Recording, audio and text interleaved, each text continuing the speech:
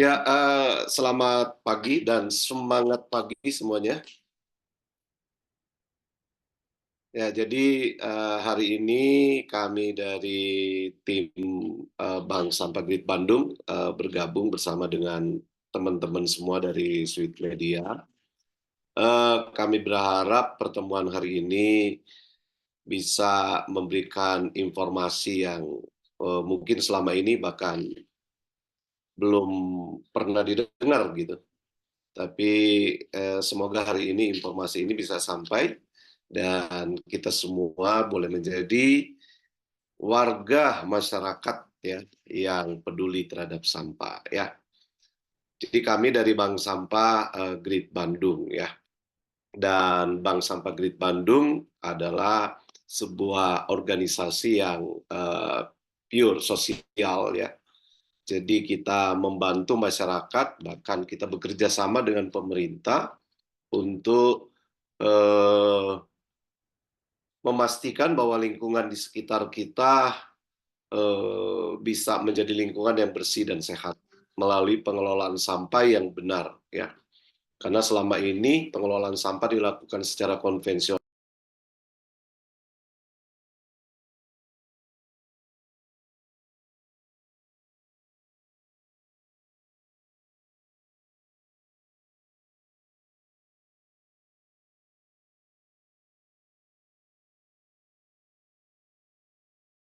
Maaf Pak, ke mute itu Pak John. Sudah ya? Ya, terima kasih Pak. Oke. Ya. Jadi apa yang dilakukan sampai hari ini pengelolaan sampah sebagian besar di banyak kota di Indonesia itu masih melakukan secara konvensional ya, kumpul angkut buang yang diambil dari rumah-rumah kemudian dibuang ke TPA.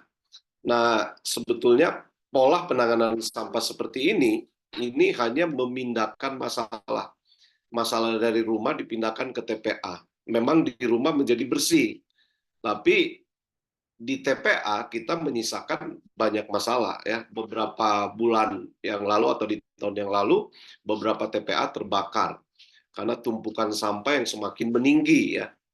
Jadi gas metan di bawahnya itu terpicu oleh panasnya pada saat kita menghadapi musim kemarau waktu itu ya.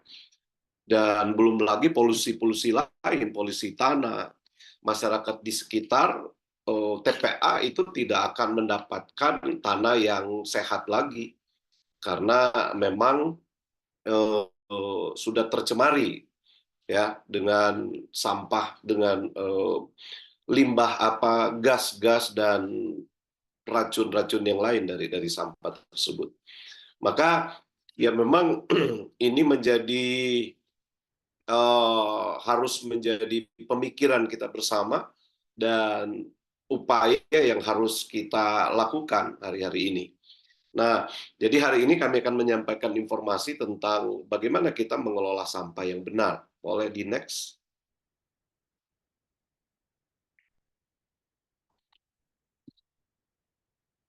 Nah, ini sekaligus menjadi tagline kami ya, ubah sampah menjadi berkah ya.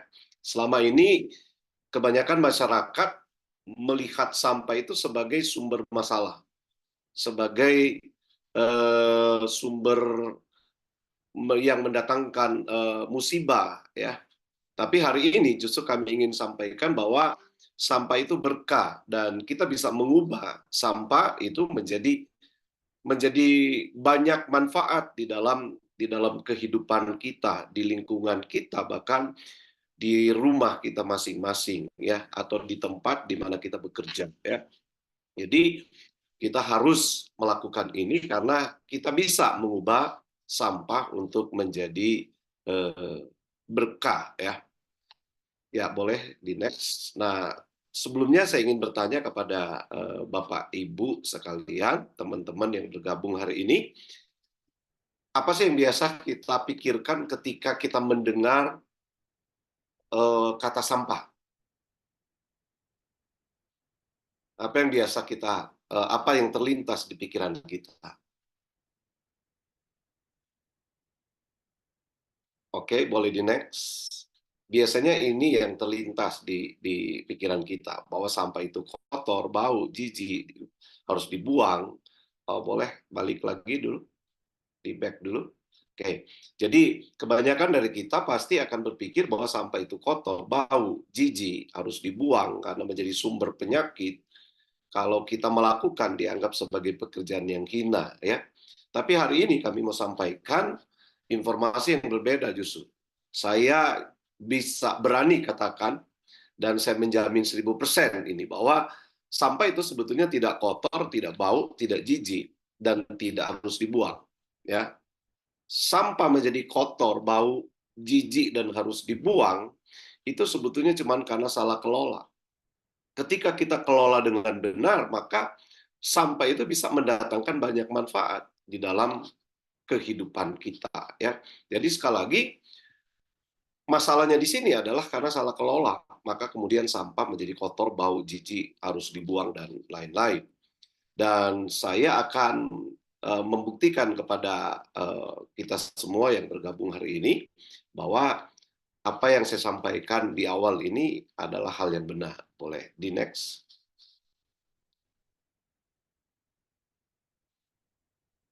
Rasanya hampir semua kota di Indonesia ya sedang mengalami darurat sampah, khususnya di tahun yang lalu ya. Bahkan sampai hari ini sebetulnya masih belum selesai. Jadi karena perilaku masyarakat yang sering membuang sampah sembarangan, pada akhirnya TPA semakin menumpuk, semakin meninggi.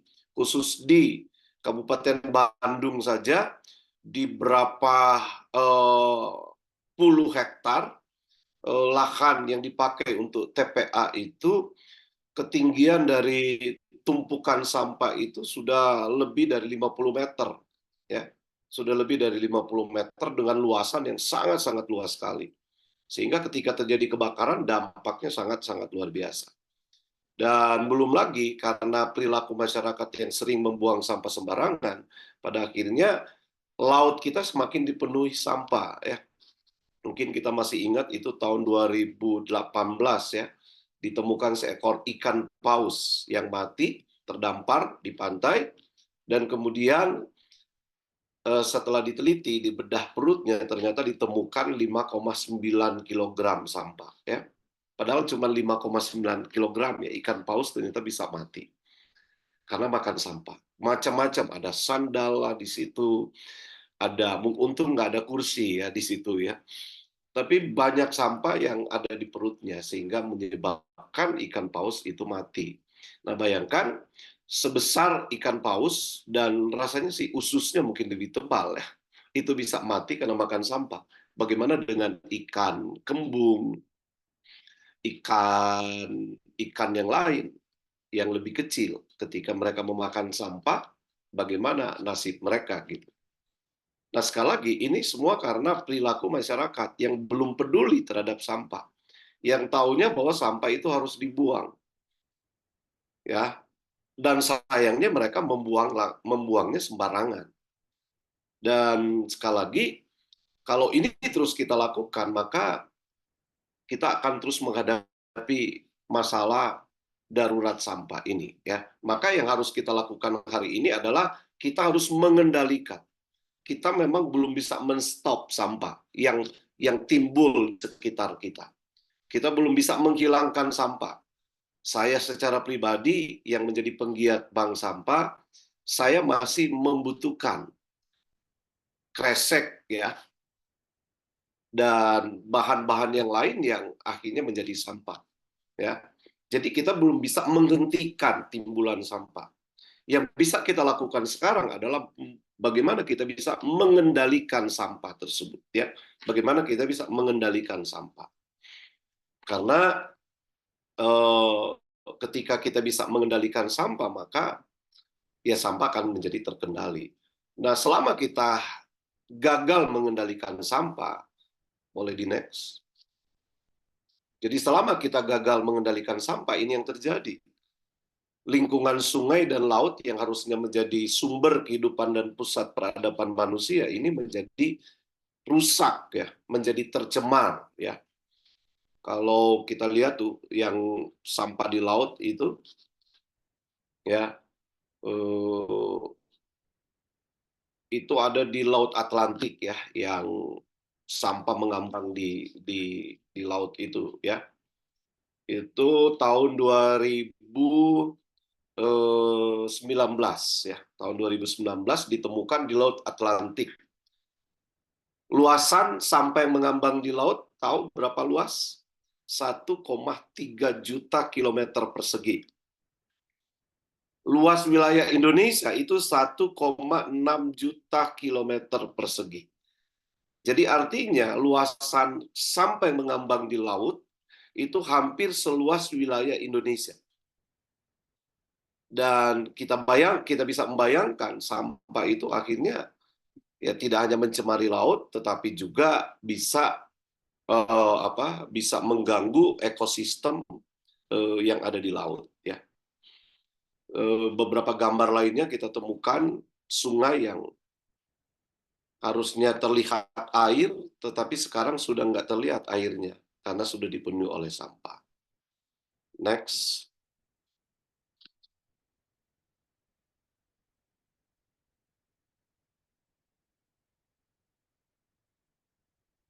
Ya, boleh di next. Oke, jadi apa yang harus kita lakukan sekarang adalah boleh yang tadi aja. Oke. Apa yang harus kita lakukan sekarang adalah jangan membuang sampah sembarangan, ya. Jangan membuang sampah sembarangan. Nah, sering ketika kita melarang orang membuang sampah sembarangan, mereka kemudian balik bertanya, kalau begitu nanti dikemanakan sampahnya? Karena memang ketika kita tidak memberikan solusi, ya kita nggak bisa melarang orang untuk membuang sampah. Maka solusi yang kami tawarkan supaya sampah tidak harus dibuang adalah bank sampah. Ya, boleh di next. Jadi kami kemudian mendirikan bank sampah Grid Bandung. Ya. Sebelumnya sejak tahun 2014 saya mendirikan namanya bank sampah yang lain ya, yang ada di Kabupaten Bandung. Dan ternyata ini bisa menjadi solusi, menurut saya solusi tepat bahkan untuk menyelesaikan masalah sampah. Boleh di next. Nah, pertanyaan sekarang, apa sih yang dimaksud dengan bank sampah? Ya, mungkin beberapa dari antara kita baru pertama mendengar tentang bank sampah, atau sudah pernah mendengar tetapi belum begitu paham tentang apa itu bank sampah. Yang pertama, boleh di next. Jadi bank sampah itu adalah sebuah gerakan pengelolaan sampah yang berbasis masyarakat. Jadi sebuah gerakan yang melibatkan masyarakat secara langsung untuk mengelola sampah. Bagi saya, masyarakat itu perlu dan penting sekali untuk dilibatkan. Kenapa? Karena masyarakat itu menjadi sumber dari timbulan sampah. Selain industri, ya, ada limbah domestik, ada limbah dari rumah, ya, yang di mana yang menghasilkan adalah masyarakat. Nah, selama sumbernya kita tidak sentuh sampai kapanpun pengelolaan sampah tidak akan beres. Maka kemudian bank sampah ini menggerakkan, melibatkan masyarakat secara langsung. Dan ternyata kita bisa melibatkan masyarakat secara langsung untuk mengelola sampah. Nah, selama ini pengelolaan sampah hanya dilakukan oleh segelintir orang, yaitu petugas sampah yang memang sudah dibayar. Tapi kalau kita hanya berharap kepada segelintir orang untuk mengelola sampah, ya kembali lagi kita tetap akan menghadapi masalah darurat sampah. Jadi memang masyarakat sebagai sumber dari timbulan sampah domestik itu harus dilibatkan di dalam pengelolaan sampah. Oke, kemudian next. Nah, yang kedua, apa itu bank sampah? Bank sampah adalah sistem pengelolaan sampah yang menggunakan sistem perbankan. Sekalipun yang diurus adalah sampah, tetapi ada banknya di depan. Maka kita menggunakan sistem persis seperti perbankan, yang berbeda kalau di perbankan secara umum yang ditabung itu uang, tetapi di bank sampah yang ditabung adalah sampah. Ya, yang ditabung adalah sampah. Dan setelah ditabung sampahnya, kita kemudian bekerja sama dengan Bank BNI, sehingga setoran sampah yang disetorkan oleh setiap masyarakat itu bisa langsung masuk ke rekening mereka. Jadi masyarakat penyetor sampah kita bukakan rekening BNI, mendapat buku tabungan dan kartu ATM, dan menariknya rekening ini tanpa biaya admin. Jadi tidak ada potongan setiap bulan.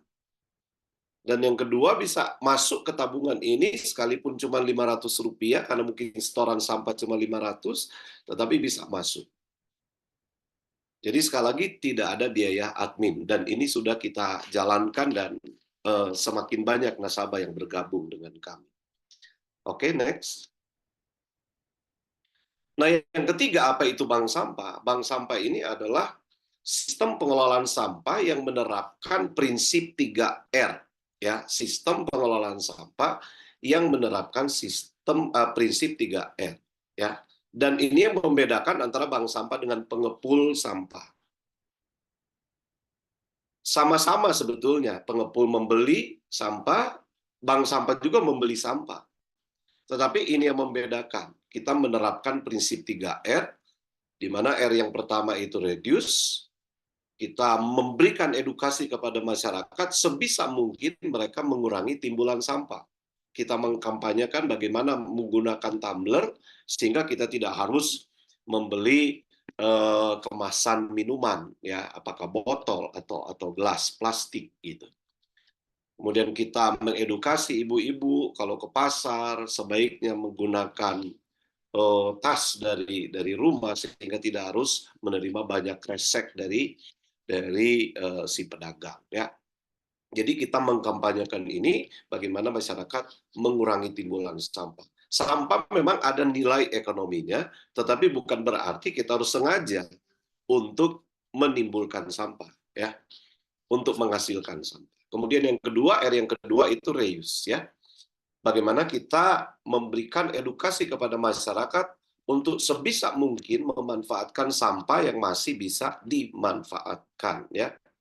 Contoh misalnya sampah organik. Sampah organik tidak harus dibuang ke TPA, tetapi bisa dimanfaatkan untuk menjadi pupuk kompos. Kertas misalnya di kantor, ketika tulisan yang ada tulisannya baru satu muka, ya, dan belakangnya masih kosong, harusnya itu tidak langsung menjadi sampah. Tetapi kita bisa menggunakan lembar belakangnya, halaman belakangnya untuk dimanfaatkan. Dan banyak cara lain yang bisa kita lakukan untuk memanfaatkan sampah yang masih bisa kita gunakan, ya. Contoh misalnya sekarang ada timbol, ya, ada wadah-wadah yang misalnya yang agak tipis sekarang kalau beli nasi kuning kan ada biasanya kita menggunakan wadah seperti itu, ya. Nah, kalau di rumah saya, ya, jadi setelah kita terima itu nggak langsung dibuang. Kita manfaatkan. Isi saya biasanya pakai buat menyimpan bumbu-bumbu dapur. Atau kita bisa manfaatkan untuk yang lain. Jadi harusnya kita tidak sependek itu membuat wadah yang kita terima itu untuk menjadi sampah. Kemudian yang ketiga, ketika sudah dilakukan pengurangan, sudah dimanfaatkan kembali, ternyata masih ada sampah. Nah, sampah itu kemudian kita recycle. Kita kerjasama dengan pabrik untuk melakukan recycle. Jadi ini yang dimaksud dengan bank sampah, dan ini yang membedakan bank sampah dengan pengepul sampah. Di bank sampah sekali ada jual beli sampah, tetapi yang membedakan adalah prinsip 3R ini, ya. Oke, boleh next. Nah, ketika kita lakukan, ketika kita disiplin dalam menjalankan sistem bank sampah ini, maka pola penanganan sampah otomatis akan berubah, ya. Kalau kita melihat piramida yang biru itu pola penanganan sampah secara konvensional, di mana perhatian terbesar baik pemerintah, masyarakat itu ke TPA. Mereka berpikir tidak harus memilah karena ada TPA, ada TPS, ada TPA, ya. Semua orang berpikir tentang TPA, tentang TPS, sehingga mereka tidak berpikir tentang bagaimana memilah sampah sehingga ada sampah yang bisa didaur ulang, apalagi mencegah, ya. Tapi kemudian di sistem bank sampah justru kita membalikkan piramida ini menjadi piramida terbalik yang warna hijau, di mana justru pencegahan yang kita perbesar. Sebelum sampah keluar dari rumah, kita sudah mengedukasi masyarakat untuk melakukan pemilahan, mengolah dari sumber, ya. Jadi sebelum sampah keluar dari rumah, sampah sudah terpilah. Sehingga dengan demikian akan ada banyak sampah yang bisa kita manfaatkan untuk didaur ulang atau dipakai untuk hal-hal yang lain. Nah, ketika ini terjadi, maka otomatis yang terbuang ke TPA itu menjadi sedikit sekali.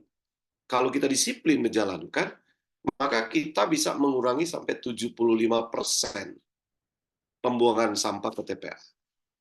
Jadi, kalaupun masih ada yang terbuang, mungkin 10 sampai 25%.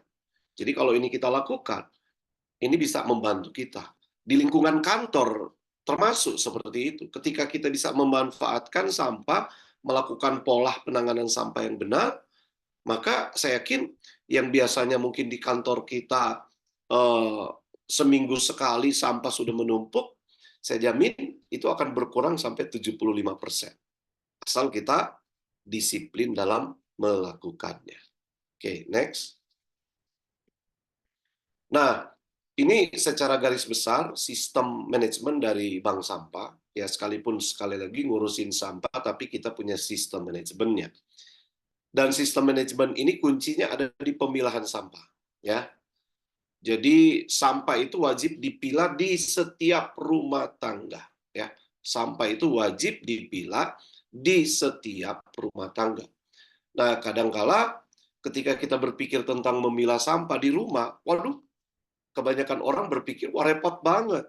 Saya harus berkutat dengan bau, dengan hal-hal yang menjijikan. Nah, di awal tadi saya sudah katakan, sampah itu tidak kotor, tidak bau, tidak jijik. Kalau jadi bau, kotor, jijik, itu cuma karena salah kelola. Jadi gimana cara memilah sampah? Boleh di next. Nah, kita harus membagi sampah itu menjadi 3 bagian. Ya, ada sampah anorganik, ada sampah residu, dan kemudian ada sampah organik. Ya, kita tidak harus menggunakan wadah seperti ini untuk menyimpan setiap jenis sampah ini, tapi kita bisa menggunakan wadah-wadah yang lain, barang bekas yang ada di sekitar kita. Nah, sampah anorganik ini terdiri dari plastik, kertas, logam, kaca, kurang lebih 70-an jenis sampah. Jadi hampir semua sampah anorganik yang ada di rumah kita itu harusnya bisa mendatangkan manfaat, ya. Karena sampai ke piring pecah saja kami terima, ya. Kemudian ada sampah organik. Sampah organik ini oke, boleh balik dulu. Ada sampah organik, ya, yaitu sisa makanan, kulit, buah, dan lain-lain. Dan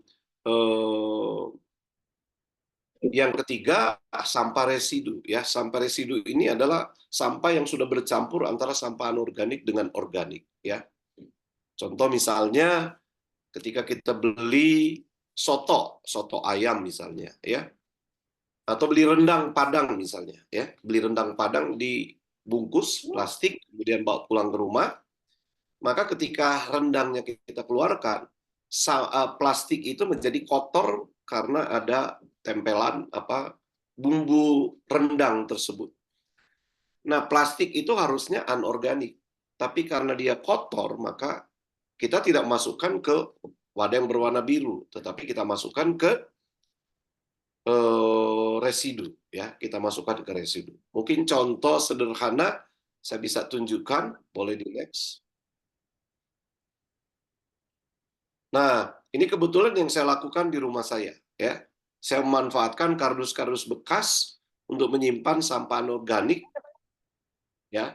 Kemudian saya menyiapkan tempat untuk sampah residu dan kemudian untuk sampah organik, ya. Nah, yang sering disalahpahami oleh masyarakat, oleh kebanyakan orang, bahwa memilah sampah. Oke. Jadi yang seringkali disalahpahami oleh masyarakat, mereka berpikir bahwa memilah sampah setelah sampah bercampur di satu tempat, gitu. Misalnya di tempat sampah organik, ada sisa makanan, ada botol, ada kertas, ya. Kemudian kita memilah dari situ. Nah, pemilahan yang kita ajarkan bukan seperti itu, ya. Kita tidak memilah setelah sampah bercampur, tapi sebelum sampah dimasukkan, maka kita sudah harus menyediakan wadah untuk masing-masing jenis sampah tersebut. Seperti yang ada di gambar ini, kita bisa memanfaatkan kardus untuk menyimpan kertas, untuk menyimpan botol, untuk menyimpan kresek, untuk menyimpan sampah-sampah anorganik yang sifatnya bersih, bukan residu, ya. Dan ketika ada bungkus rendang tadi, plastiknya tidak dimasukkan ke wadah di kardus, tetapi masuk ke wadah untuk residu, ya. Mungkin boleh dibantu untuk menunjukkan, karena memang seringkali ini. Nah, jadi sampah yang kotor itu masuk ke residu, ya. Sementara kertas masuk ke wadah untuk anorganik yang bersih, ya. Kalau ada sisa makanan, jangan dimasukkan ke kardus atau jangan dimasukkan ke wadah untuk residu, tetapi dimasukkan ke wadah untuk menampung sampah organik, ya. Nah, ketika kita lakukan pemilahan seperti ini, pertanyaan saya, saat kita pegang-pegang kertas, kita merasa jijik nggak dengan pemilahan seperti ini? Boleh mungkin mewakili 1-2 orang menjawab? Kira-kira kita pegang-pegang kertas jijik nggak? Kalau sudah terorganize gini sih jadi nggak jijik ya Pak ya? Nah, pertanyaan saya, kenapa kita nggak jijik? Karena sudah rapi dan tersusun. Bersih, ya, karena sudah bersih. Jadi sebetulnya di awal tadi saya katakan bahwa sampah itu tidak kotor, tidak bau, tidak jijik. Kenapa jadi bau kotor jijik? Karena kita salah kelola. Kita campur, ya, sampah anorganik, residu, dan organik dicampur menjadi satu di satu wadah, gitu.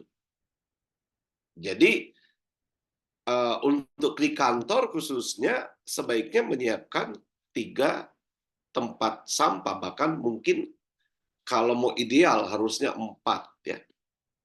4 tempat sampah, karena di kantor itu anorganik itu biasanya cuma dibagi menjadi kertas dan plastik atau botol, ya.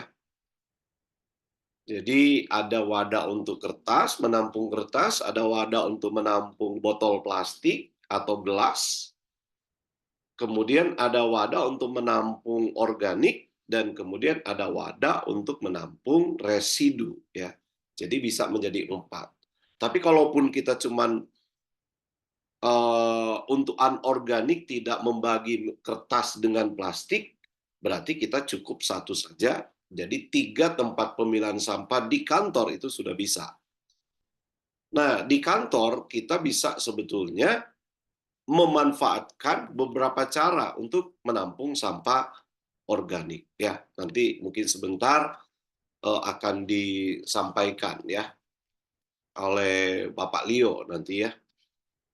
Oke, kita next dulu. Jadi sekali lagi, kalau kita melakukan pemilahan seperti tadi, maka kita praktis tidak akan melihat sampah seperti, kita tidak akan melihat sampah seperti kebanyakan yang kita bayangkan, ya.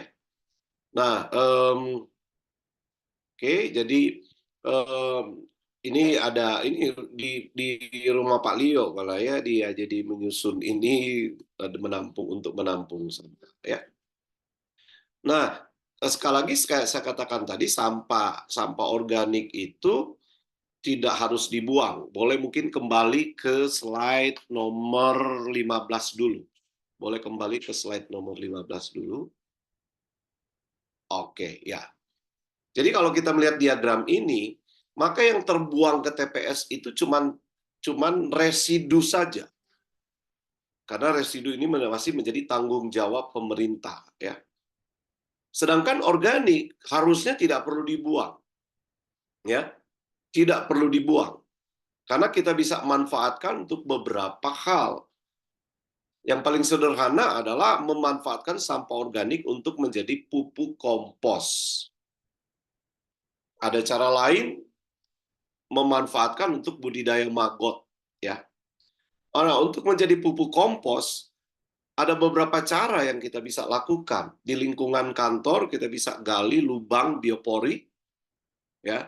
Lubang sedalam 1 meter, diameter cuman 10 cm. Kita bisa memasukkan setiap sampah organik ke situ. Tetapi ada cara yang kedua yang bisa kita lakukan, yaitu memanfaatkan yang namanya keranjang Takakura. Jadi ini alat yang bisa kita pakai untuk menampung sampah organik di lingkungan rumah atau di lingkungan kantor kita. Mungkin boleh kembali ke slide 21. Ya, seperti ini keranjang Takakuranya, ya. Keranjang Takakura. Harusnya ada videonya. Oke, boleh dijelaskan dulu Pak Lio tentang keranjang Takakura, karena dia pakarnya keranjang Takakura, ya. Silakan Pak Lio, boleh dijelaskan ini?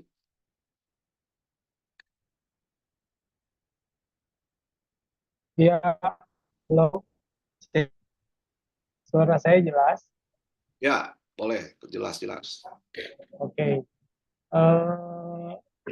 Bu Audrey, saya boleh share screen ya? Oke, baik. Aku berikan ke Bapak ya.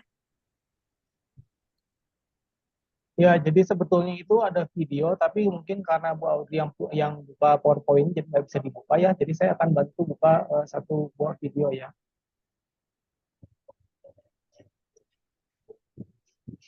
Ya, sebentar ya.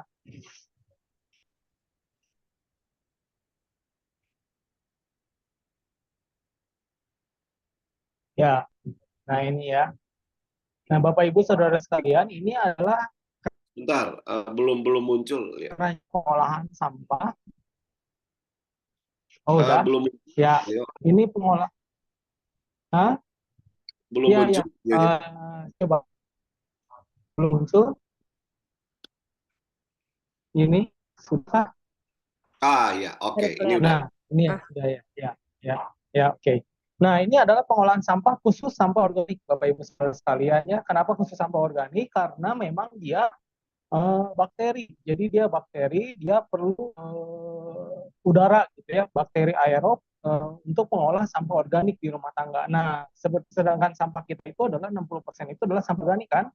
Pasti pusing nih, sampah organik buang kemana. Nah, ini kami punya solusi buat sampah organik. Jadi ini kita sebut monster bakteri. Kenapa? Karena luar biasa ya, dia memakan semua sampah organik kita. Nah, saya akan kasih lihat videonya ya. Nah, ini keranjang Takakuranya.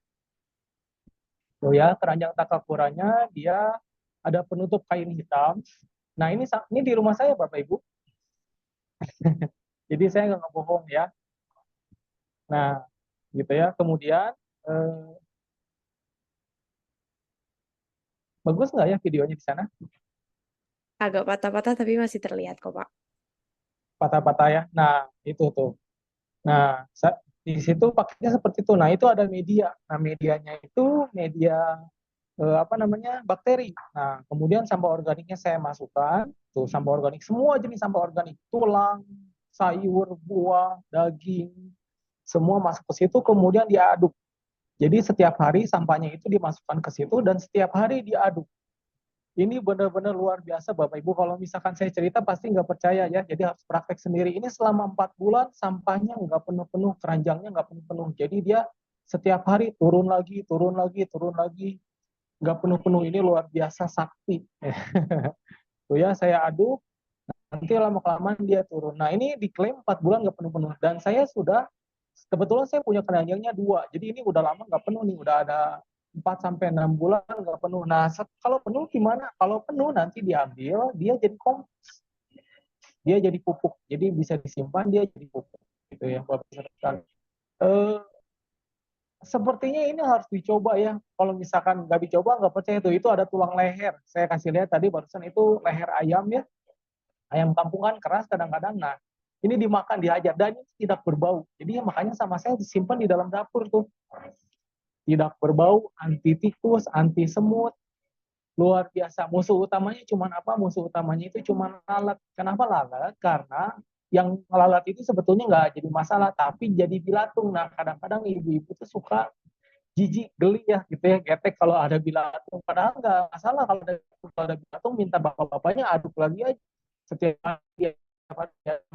Itu ya Bapak Ibu ya, keranjang tangkap korannya cukup ya. Saya kembalikan ke Pak John ya. Oke, terima kasih Pak Leo. Jadi kalau kita lihat gambar ini, jadi sekali lagi apa yang saya bilang tadi, bahwa sampah organik tidak perlu harus dibuang, ya, karena kita bisa kelola minimal untuk menjadi pupuk kompos. Jadi kita bisa melakukan pengelolaan sampah organik secara mandiri di rumah dengan cara itu, ya. Nah, boleh kembali ke slide nomor 15. Ya, jadi kembali ke diagram ini. Jadi sekali lagi, kalaupun ada yang terbuang itu tinggal residunya saja, ya, tinggal residunya saja. Karena sampah organik menjadi pupuk kompos, sampah anorganik itu bisa menjadi tabungan sampah, ya, bisa menjadi tabungan sampah. Nah, seperti apa sampah anorganik yang bisa ditabung? Apakah sudah ada file itunya, Ada, Pak. jenis-jenis sampah? Oke, aku pindah ke file yang sana ya, Pak. Oke, ya. Pak Leo, maaf, ini mau dari aku atau dari Pak Leo aja jadinya? Boleh saya bantu dari saya. Sorry ya, tadi aduh sinyalnya wifi-nya tiba-tiba ya. Oke, aman aja, Pak. Baik, Ya, itu ya. terima kasih. Oke. Nah, biasanya kalau saya kasih lihat gambar jenis sampah ini biasanya suka ada penyesalan yang dalam dari yang melihatnya, ya. Karena ternyata tanpa kita sadar, sampah-sampah yang selama ini kita buang itu sebetulnya ada nilai ekonominya. Bahkan ketika saya presentasi di mana-mana selalu saya bilang, jangan-jangan tanpa kita sadar kita membuang uang setiap hari Rp2.000 karena sampah yang kita buang. Jadi supaya kita tidak membuang sampah lagi, nah ini perlu diketahui ya. Apa saja jenis sampah yang bisa dijadikan tabungan sampah? Boleh di next? Gambarnya. Oke, boleh di next?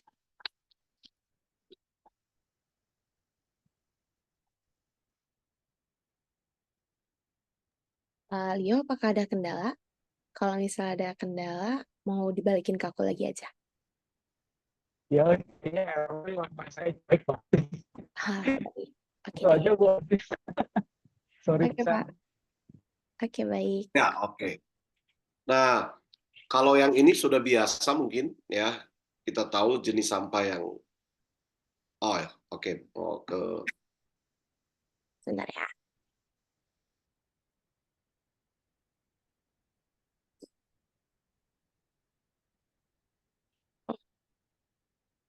Apakah sudah terlihat ya? Oke, ya sudah. Ya, langsung ke slide nomor 2. Nah, seperti ini. Ini gelas aqua atau gelas bening ya, kemasan minuman ya. Nah, ini mungkin sudah biasa, kita sudah tahu bahwa ini ada nilai ekonominya. Apalagi kalau kita lakukan proses potong ringnya, maka dia akan menjadi kode P5 itu dengan harga yang lebih tinggi ya biasanya. Kalau jumlahnya banyak sebaiknya dipotong ringnya ya. Bibir gelasnya dipotong ya. Boleh next. Kemudian ada sampah seperti ini, gelas warna ya, gelas warna ale-ale, Monty, atau gelas yang sudah disablon ya, termasuk sedotan ya. Ini ring yang ada di gambar P9 itu potongan ring gelas yang bening tadi ya. Kalau untuk ale-ale tidak perlu dipotong bibir gelasnya karena memang nilai ketika dijualnya sama. Kecuali kita manfaatkan untuk menjadi bahan untuk kerajinan daur ulang, maka kita bisa potong gelas warna bibir gelasnya ya. Oke, next. Nah, seperti ini mungkin sudah biasa juga. Untuk supaya nilai ekonominya bagus, lebih tinggi, maka labelnya dilepas ya. Kemudian tutupnya dipisahkan ya. Tutup dipisahkan. Tutup jangan dibuang karena tutup ada nilai ekonominya juga. Sedangkan untuk untuk label itu bisa dimanfaatkan untuk EcoBrick ya. Mungkin lain waktu nanti saya bisa jelaskan tentang EcoBrick. Dan kemudian botolnya. Jadi ada botol, ada tutup ya yang bisa kita manfaatkan. Boleh next. Selanjutnya ini botol warna, prosesnya sama untuk membersihkan. Boleh next. Nah, ini botol sampo, tutup gelas tadi, tutup botol tadi digabung ke sini, jerigen, ember pecah dan lain-lain. Ya, kemudian boleh next.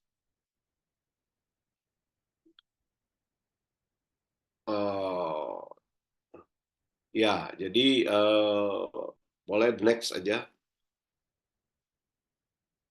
Oke, ini ada botol oli ya, botol oli, ada ember pecah ya, terus boleh next.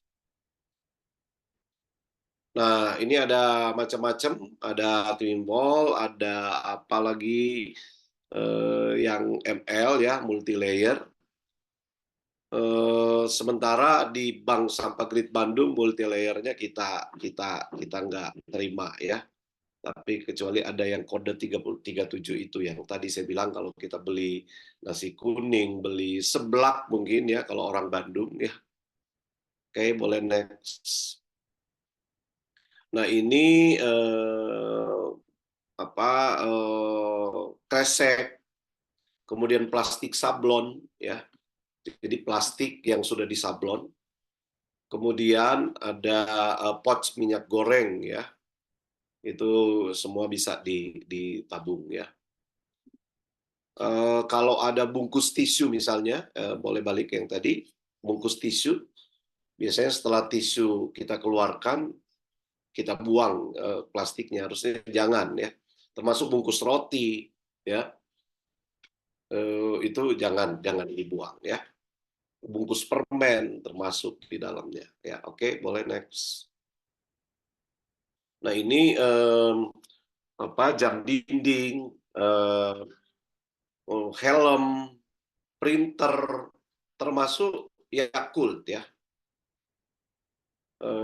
Kemudian printer dan barang elektronik lainnya ya. Next. Nah, ini wadah kue ya yang dari bahan kristal ya. Biasanya setelah lebaran ini banyak di masyarakat ya. Oke, next. Ini styrofoam ya. Styrofoam kita terima juga terus. Oke, kemudian ini botol infus ya. Botol infus saja kalau selangnya tidak bisa. Dan itu pun harus digunting ya botol infusnya. Kemudian ada yang sebelahnya itu kulit kabel ya, kulit kabel. Terus boleh next. Ada spanduk, jas hujan, kemudian selang ya. Kecuali selang yang berserat ya. Kemudian ini ada tutup galon, ada galon yang sudah pecah. Terus nah ini CD terus ada karung, bahkan termasuk karung-karung yang sudah sobek ya. Next.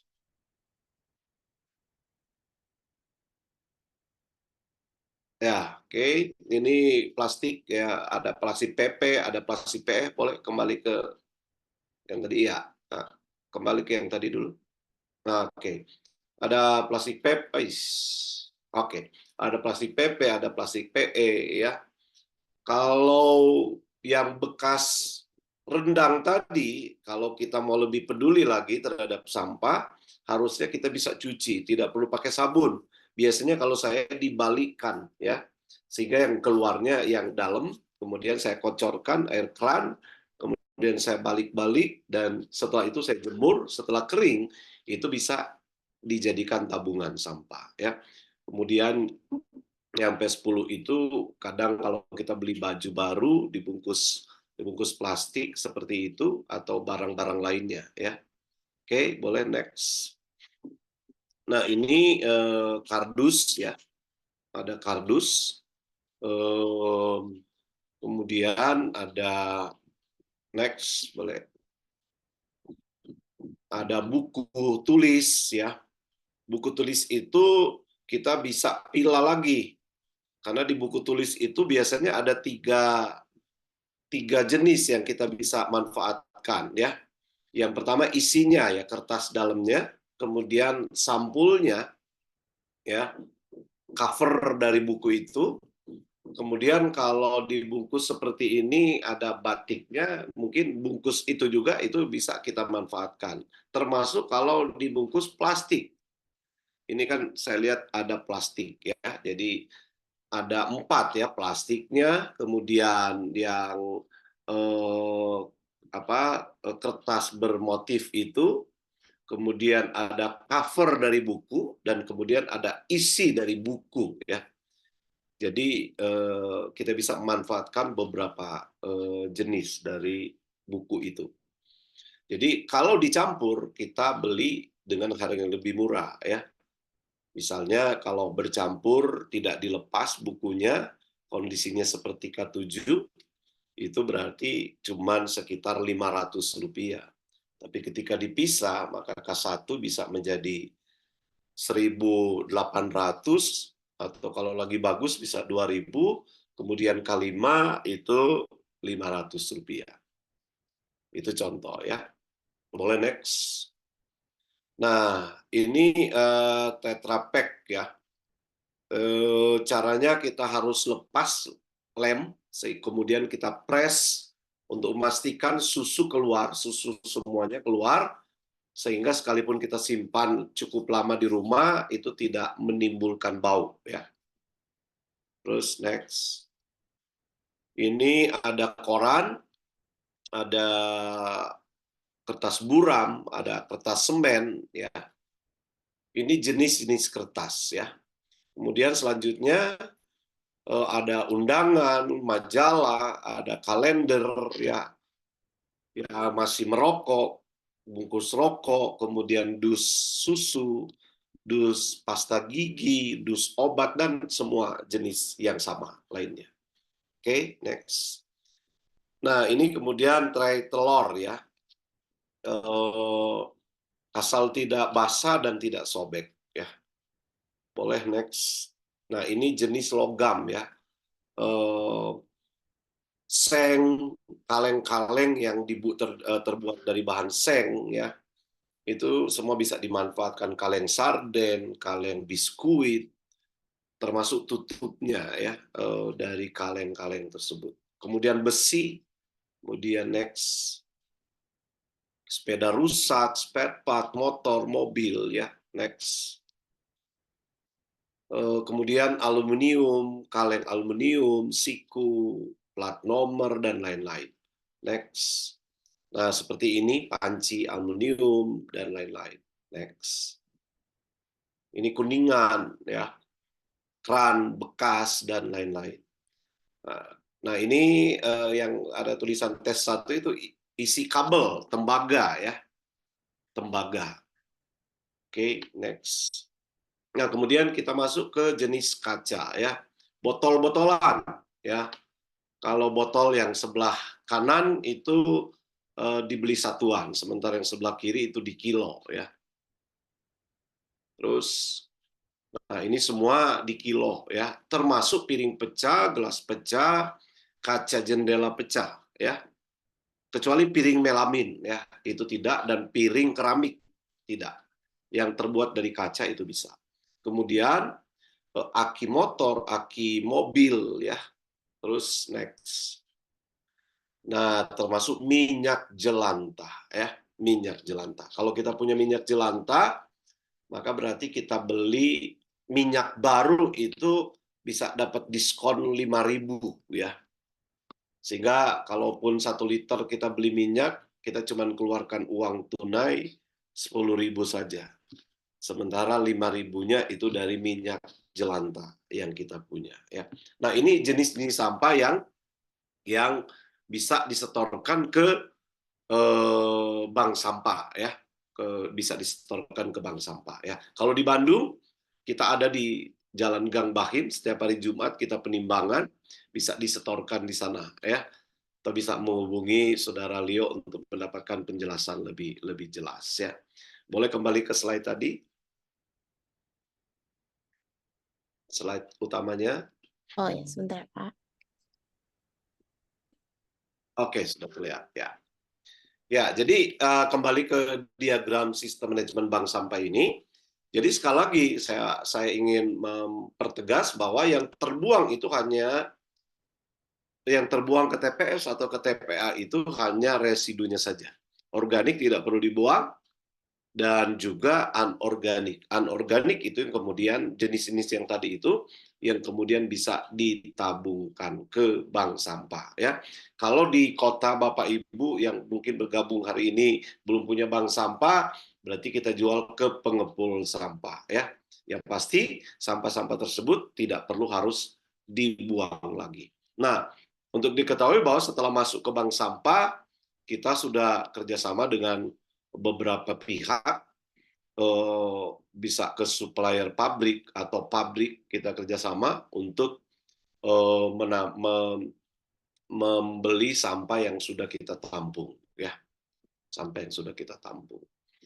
Saya kira mungkin ini yang saya bisa sampaikan. Kita bisa kembangkan, mungkin sudah sempat karena kalau nggak salah saya dapat info tim dari Sweet Media ini sempat berkunjung ke Basar yang diadakan di Kosambi waktu itu ya. Jadi itu pengembangan dari sistem bank sampah ya. Basar bayar pakai sampah ini untuk memberikan pembuktian kepada masyarakat tentang manfaat sampah ya, sehingga di Basar itu mereka bisa membawa sampah, kita konversi menjadi rupiah, dan kemudian setelah itu kita tukar dengan voucher, dan voucher itu kemudian dia belanjakan. Kita kerjasama dengan perusahaan retail di Bandung, kita dengan Jogja dan beberapa pihak lain. Jadi mereka menjual barang, kemudian masyarakat bisa beli dengan voucher sampah yang mereka sudah punya. Ya, mungkin demikian yang bisa saya sampaikan. Semoga ini bisa memberikan inspirasi terhadap kita semua. Dan jangan buang sampah. Itu yel-yel kami, sampah itu berkah, buang sampah rugi. Ya. Jadi sampah itu berkah, buang sampah rugi. Demikian. Kiranya boleh menjadi manfaat. Terima kasih.